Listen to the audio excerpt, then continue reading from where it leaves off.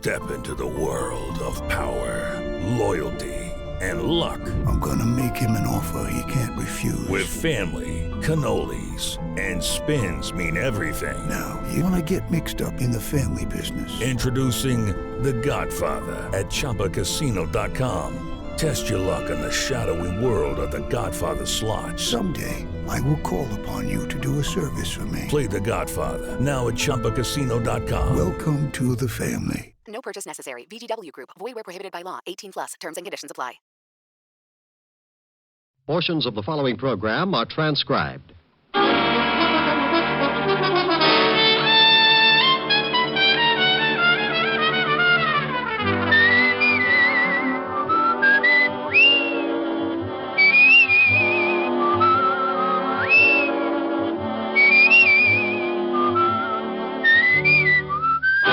Here's Dick Powell as Richard Diamond, private detective.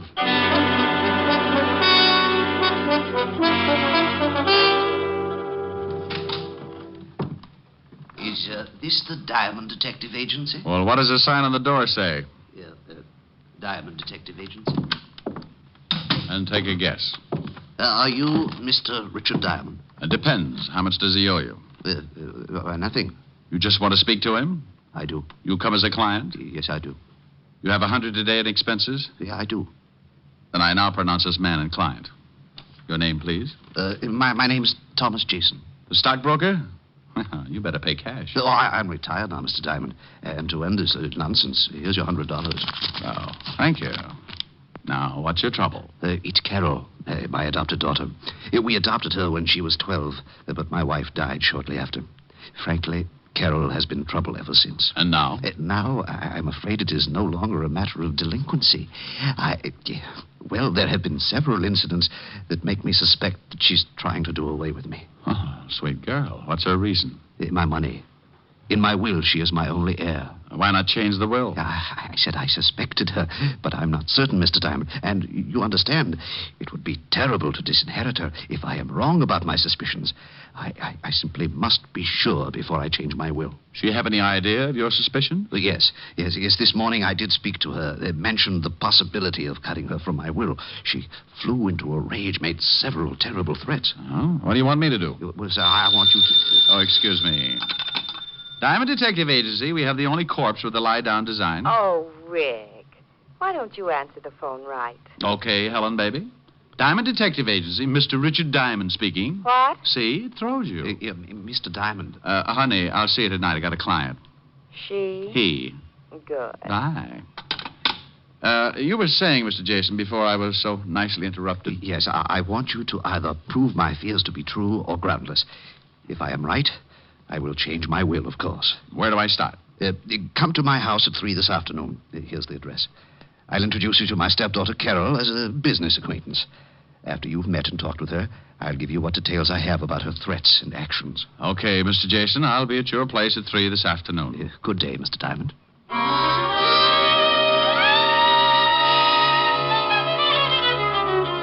I checked the time and found it to be nearly 12, so I beat it out to grab a bite of food before the noon rush began. Cafes in downtown Manhattan at lunchtime can only be compared to a can of sardines after all their relatives move in. When I had downed my daily bread, I went back to the office, did a little washing, and found myself with still time to kill. So being interested in my new client's problems and always liking a clear view of a new case, I dropped in at the 5th Precinct to see what Lieutenant Levinson had on the Jason family. When I walked into the squad room, I found Sergeant Otis tilted back in his chair with his number 14s crossed on the desk in front of him. From the sounds he was making, he was either sleeping or gargling with molasses.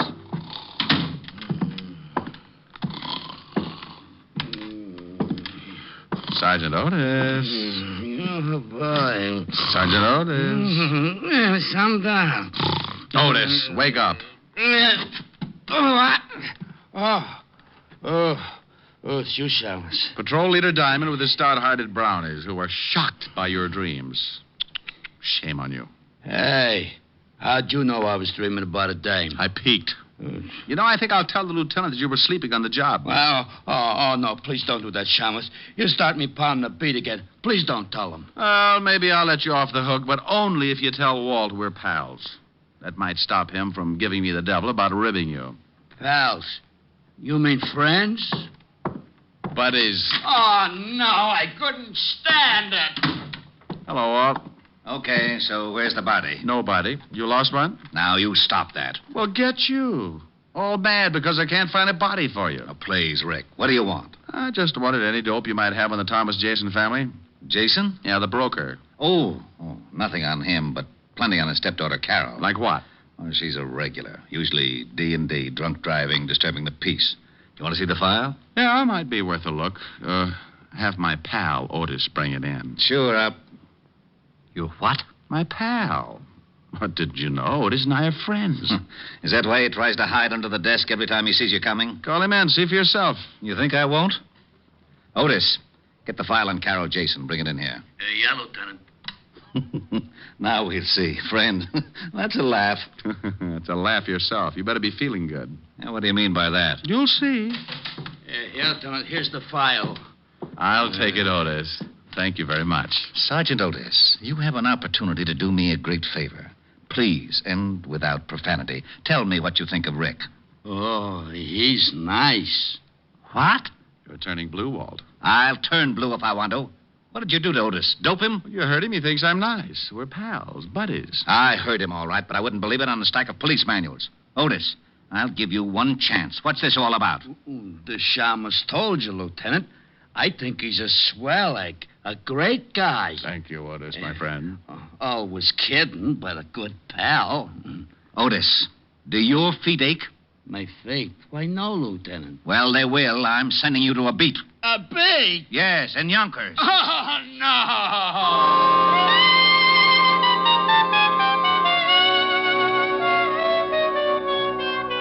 I went through the file on Carol Jason and found out Walt hadn't been kidding. She'd been picked up for everything from kicking dogs to slugging her boyfriend with a champagne bottle. Real nice girl. I left Walt trying to third degree the truth out of Otis and headed for what I hoped would be a nice, easy case. In a few minutes, I was in front of my client, Jason's house on East 66th Street. It turned out to be a modest little shack of some 30 rooms with a brownstone cover. I was ushered in to wait in the library for Thomas Jason, but I got a surprise. Mr. Diamond?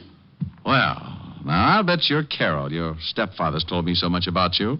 You're a friend of my stepfather's? Well, you might say we have things in common. Where is he? I'm afraid you can't see him, Mr. Diamond. You see, he's become quite ill. Oh, ill so quickly? I talked to him a few hours ago. He's about as sickly as Paul Bunyan. Mr. Diamond, will you please leave?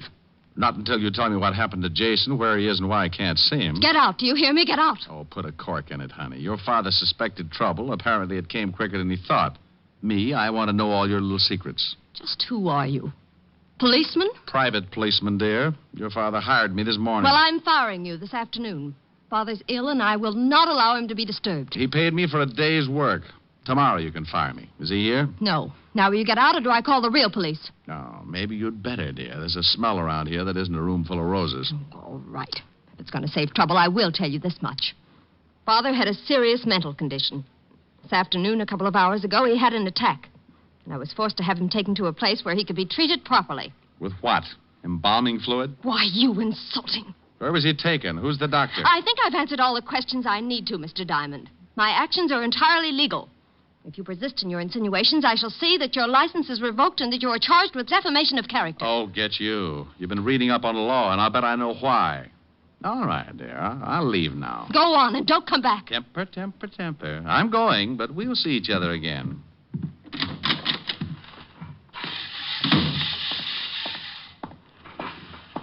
Hello, Pop. Got a minute? I reckon so, mister. What's on your mind? Oh, questions. Like how long you been out here mowing the lawn? Most of the day. Why? Did you, see Mr. Jason leave? Oh, sure. Left in an ambulance, he did. He was wearing a funny white coat with the arms tied in back. My fashion certainly changed. You didn't notice any name on the ambulance, did you? Well, as a matter of fact, I did, mister. Oh, my, it was a silly name. About the silliest I've ever heard of. Oh, the name, Pop. What was it? Oh, don't be in such a dang rush. It was, Home Sweet Home Rest Home. Oh, no. Ain't that silly? I don't think my client agrees with you. If he was taken there for a rest, it may be a permanent one.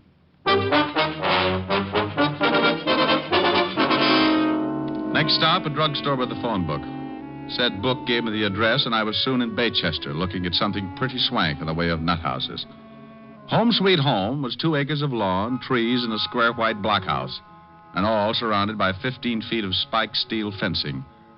By this time, the setup was really beginning to smell, and I decided that maybe a shamus might not be welcome. So for a moment, I stood by the big gate debating how I could get in. The answer was fairly simple. I rang the bell. It caused a huge character wearing a white jacket and with arms like hairy telephone poles to appear. Yeah? What can I do for you, mister? Let me in. Why? This is a rest home, isn't it? Yeah. Well, I want to rest. Oh, funny. Beat it. I want to speak to the doctor, King Kong. Is he in? Maybe, maybe not. Who wants him? I do. Who are you? Let's just say I'm a patient. You going to keep me out here dying of schizophrenia? Dr. Thorne is busy now. Come back later. Look, in 1 minute I start throwing fits. Think how that'll ruin your trade. Yeah, the doc wouldn't like that. Maybe you had better come in. Now, that's right neighborly of you, friend.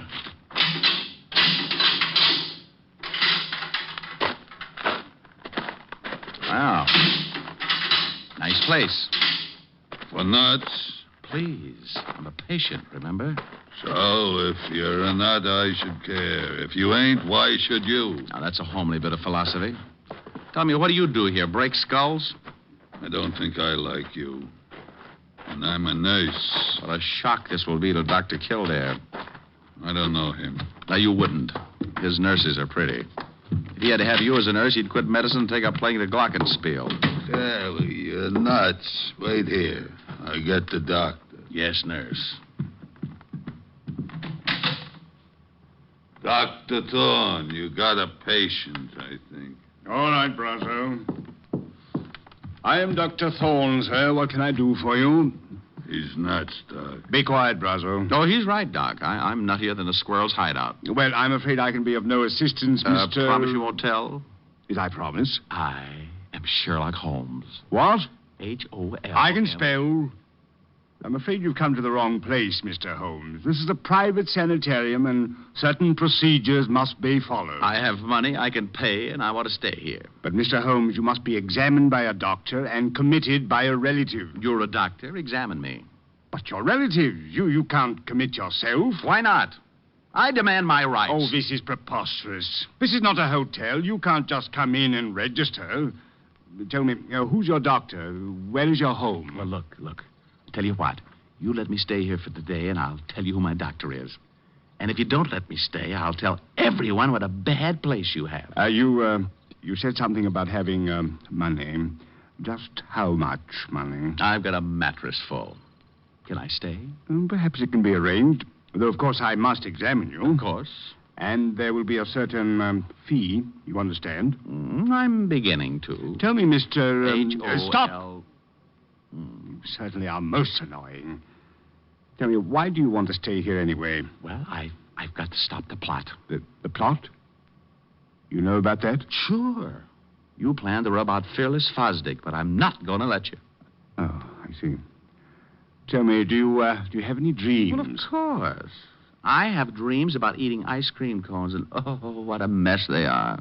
What's so messy about eating an ice cream cone? My mouth is always filled with BBs. BBs? For my air rifle, stupid. How else could I stand off the Indians? Well, what Indians? Well, the Indians who want to steal my ice cream cones. Now, why would Indians want your ice cream cones? Oh, they're mad about pistachio. You are crazy, aren't you? Brazo, take Mr. H-O-L. Oh, never mind. Take him to observation room B, Brazo. I don't have time for the examination now. Wait, can't I be with the other patients? I get lonely. Later. Come on, Sherlock. This way.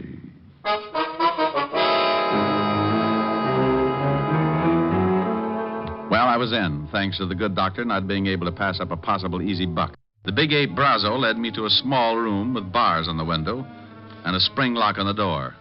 When he left, I made like a smart gumshoe and went after the lock with my penknife. Due to my early training in picking locks at the automat, I was out like Alabama. I found myself in a long hall with 7 rooms, 3 on each side and 1 at the end. I knocked on every door. Nothing. Not even Bogart. The last one had to be Jason. Are you in there, Mr. Jason? Diamond. Oh, I am glad to hear your voice. Please, get me out of here. Just take it easy. I don't have a key, and this door has a padlock on it. But you must get me out. Sure, but give me time. First, tell me what's the score. Why did they lock you up? Carol had it planned. She has paid Dr. Thorne to keep me here until I go crazy. She wants to have me judged legally insane so she can take the estate. Yeah, well, maybe I can put a few kinks in her plan. Wait, Diamond. Where are you going? There's a phone in the doctor's office. If no one's there, I'll use it to get help. Yes, but what if you can't get to the phone? And I go out and get the Marines. If I can get by that ape man, that locked gate. Don't go away. Oh, there you are, Sherlock. Oh, don't pick on me. I was only 3.5 years old. I'm upset with you, Sherlock. You oughtn't to be running around the halls like this. A guy's got to have his constitutional, Brazo. Yeah, well, you're through with yours. The doc wants to examine you now. I've changed my mind. I don't think I like it I said here. the doc wants you. What the doc wants, he gets. Well, bully for him, but this is one time he won't. I'm leaving. I don't want to break your arm, Sherlock. No? So you don't leave until the doc says so. Well, I'm sorry to disappoint him, but certain things are necessary, like this. Oh. Now, you shouldn't act like that. I might get mad. Oh, my knuckles. What is your jaw made of? Concrete? Come on, Sherlock. Or do you want to try again? No, thanks. One busted hand is enough. And don't try to run. The gate's locked. And if I have to catch you, I'll fix your legs so you can't run again. Oh, friendly little butcher, aren't you? Right in here, Sherlock. The doc is waiting.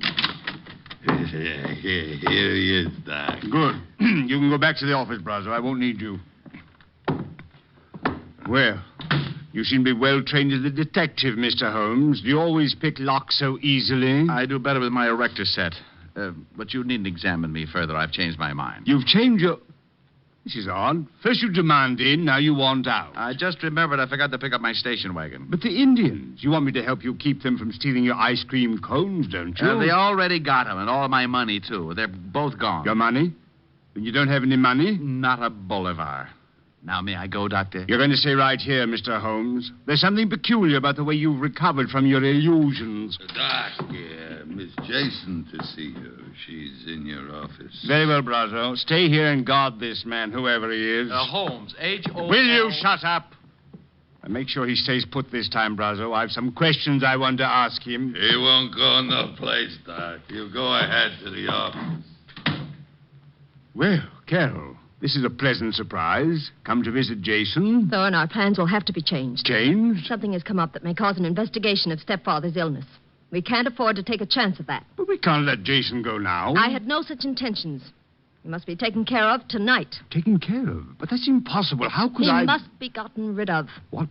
Oh, no. No, I didn't bargain for murder. Look, Thorne, you're in and you stay in. I've paid you $10,000. Don't forget it. But why all this sudden rush to change our plan? Why can't we A do private it? detective came to see me this morning. He was hired by stepfather. I knew he had suspicions, but I didn't know they'd gone so far. A detective? Oh, he can't act legally, but he's the sort to cause trouble. Detective. Private detective. Sherlock Holmes. He's rambling about. I'm afraid we're in serious trouble. Come with me. What? Your private detective. I think he's already found Jason. Come on.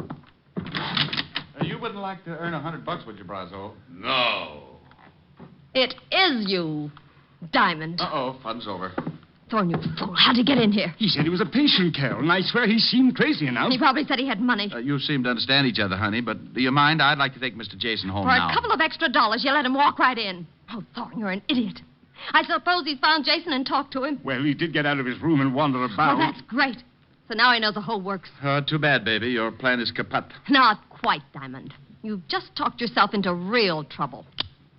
This gun says for you not to get any bright ideas. My IQ just dropped 30 points. Shut him up, Brazo. Sure. Hey, now, wait a minute. Oh! Now, stay with him while Thorne and I make arrangements. We won't be long. Do I get the... Yes, Brazo, when we're ready. Come on, Thorne. I want to talk to stepfather.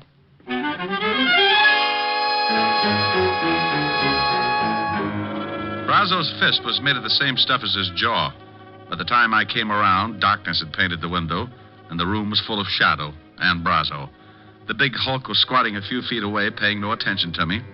So I waited till my mind was clear while I eased off my right shoe. The heel was leather with a steel plate in it. I could only hope it was harder than Brazo's skull. With the shoe in my hand behind me, I was ready. Only to have him catch me stirring. Coming to, Shamus? Yeah, oh, yeah. Hand me my cigarettes, will you, Brazo? You need a smoke, huh? Oh. Sure. Where are they? Fell out of my pocket, over there behind you. Oh, where? I don't see it.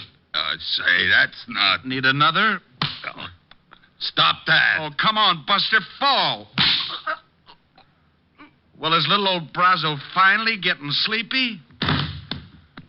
Happy New Year, Buster.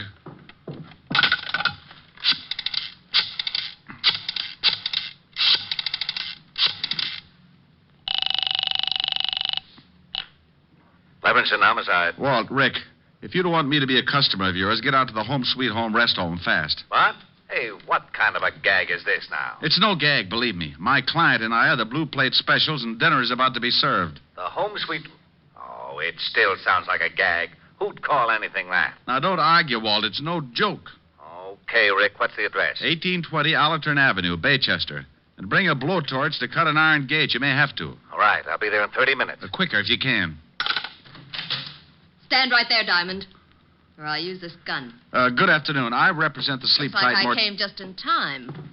Only now that you've fixed Brazo, you have to dig your own grave. Dig my own grave? Oh, honey, is this trip really necessary? Keep moving, or I'll kill you right here. I move.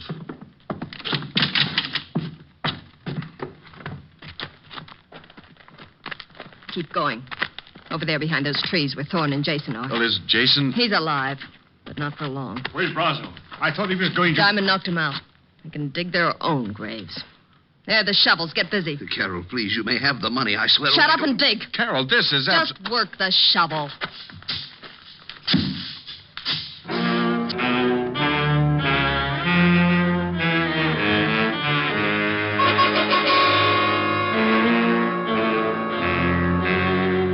Can you imagine Richard Diamond, private detective, letting a sawed-off female make him dig his own grave? You can't? Well, she did. And for a good half hour. I stalled as long as I could to give Walt Levinson a chance to get there.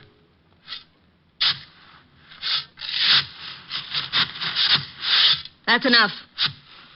I said that's deep enough. Oh, please, I'm just started. You're finished. Jason, get into that hole with him. Very well. I guess this is it, Diamond. Sorry to have dragged you in. Well, that's a horrible way to say it. Don't we get time for a last cigarette? No. Thorne, take this gun. What?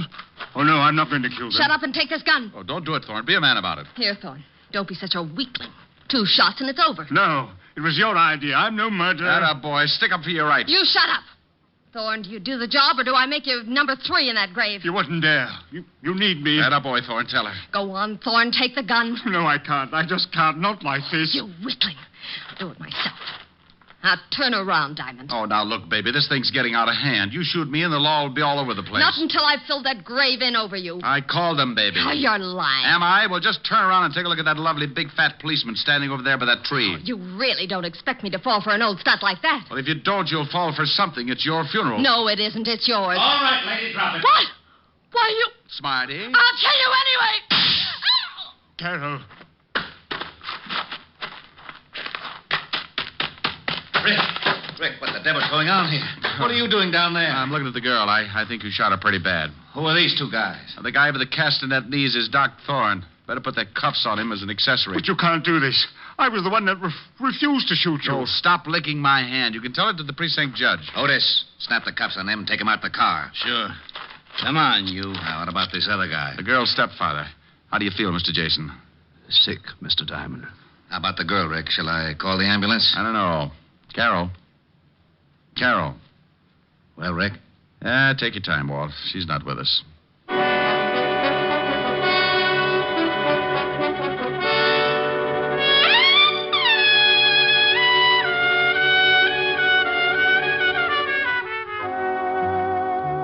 I gave Walt the story, then took Jason to his house. Stayed there long enough to brush the dirt off my clothes, wash my hands, and then I headed for a delayed date. At 975 Park Avenue, I found a big fireplace and a lovely redhead waiting for me. A redhead wearing a dress that was part green silk and part... Well, I'm the library, darling. Come on in. Hello, Helen, baby. You sound like you found oil in the basement. What's with the cheer? Me? Isn't it always? I like you. I like the way you say that. Looking up at me with those big green eyes. They're not green. They're hazel. Oh, are they? Let me look closer. Not until you sing for me. Sing? Oh, honey, I'm tired. I want to rest. No, you don't. No, over to the piano. No, Rick, not here. But, Helen, all I wanted to do was... I know, Rick. Oh, you've been using that Ouija board again. I don't want to sing. Now look in my eyes. Close range? Contact. I'll sing. That's better. Like, you must have been a beautiful baby. Oh, love it. You must have been a beautiful baby. You must have been a wonderful child when you were only starting to go to kindergarten. I bet you drove the little boys wild. And when it came to winning blue ribbons, you must have shown the other kids how. I can see the judge's eyes as they handed you the prize. I bet you made the cutest bow. Oh, you must have been a beautiful baby. 'Cause, baby, look at you now. Like that? That was wonderful, Rick. Come here. About time. Oh, Rick. Do you think you can do that and sing, too? Honey, when you look at me like that, I could kiss you, sing, and knit a whole sweater at the same time. Rick, could you? Want to try? The sweater will take years. I'll buy that. Come here, we'll start with the neck. Rick. You know something? What?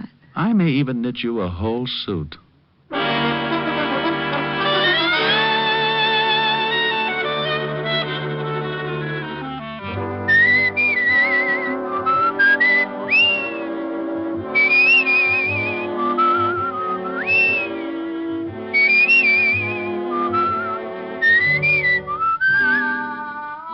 You have just heard Richard Diamond, Private Detective, starring Dick Powell.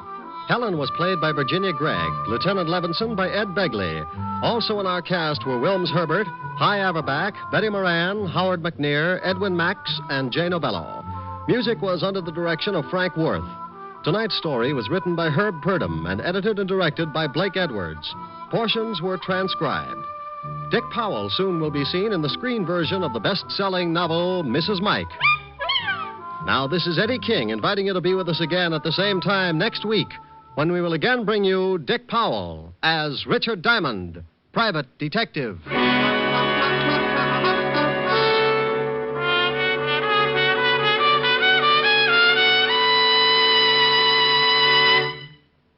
How much is your life worth? Think about that for a minute. Is it worth a little care? Well, that's all that's needed to protect it on America's streets and highways. Only your careful driving and your acceptance of personal responsibility for your own life can guard you from the dangers of the road. The price that you may pay for carelessness is a high one, and it's a price that thousands upon thousands of accident victims have already paid. Their gamble with death behind the wheel is a stark warning. A warning that an accident can happen to you. Last year alone, some 32,000 persons were killed in traffic accidents, and well over 1 million others were injured. Smash-ups have averaged more than 1 a minute, every minute of the day and night. These are the facts of traffic dangers. As for the facts of traffic safety, well, they all boil down to just 2 facts. Careful driving by automobile owners, careful walking by pedestrians. So drive carefully, walk carefully. The care you take may save a life, and that life may be your own. Saturday night is packed with entertainment when you stay tuned to NBC's star lineup of shows. Each Saturday, make it a point to listen to NBC. You'll hear Hollywood Star Theater, Ralph Edwards' Truth or Consequences, Your Hit Parade, A Day in the Life of Dennis Day, The Judy Canova Show, Grand Ole Opry, and songs by Morton Downey. Now, stay tuned for Lionel Barrymore and Hollywood Star Theater on NBC.